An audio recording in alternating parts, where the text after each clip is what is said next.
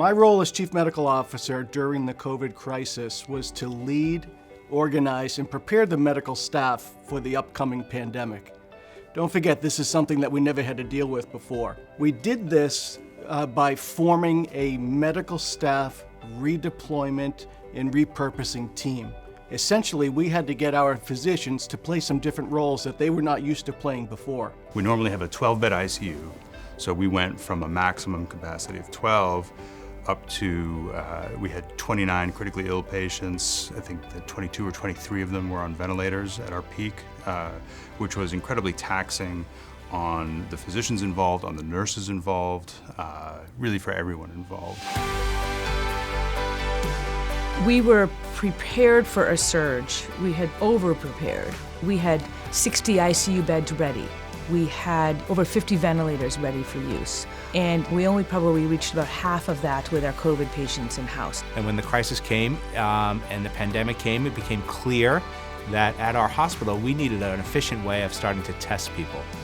We started to test people very slowly through our emergency department in a very drive-up manner on the side of the emergency department, and it wasn't efficient. We decided that we would construct a tent right next to our emergency department and do testing that way. And on Saturday morning, we set up the tents with so much help from every department at Newton-Wellesley Hospital. It was incredible to see.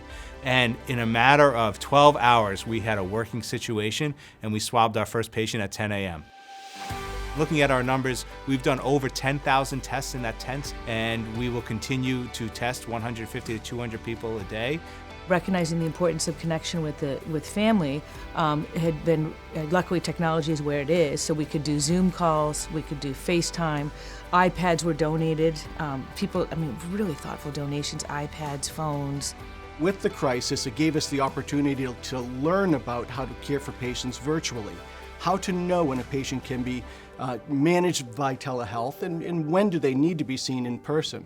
Prior to COVID, we had done hundreds, less than that, of virtual visits. Over the last 3 months, 60,000 virtual visits at Newton-Wellesley Hospital.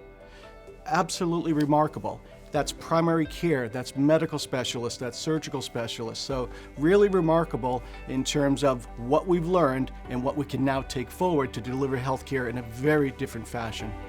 People always ask me, well, how can we give back? Who can we thank? It's everyone. I mean, everyone was involved. The thing about this place, and I know folks who give money and are donors to this place know it, is everyone really wants to care for the patients, like they are a beloved family member. And we don't just say that as a cliche.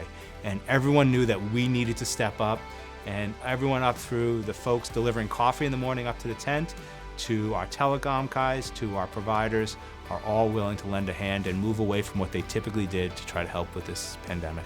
And it continues to amaze me every day.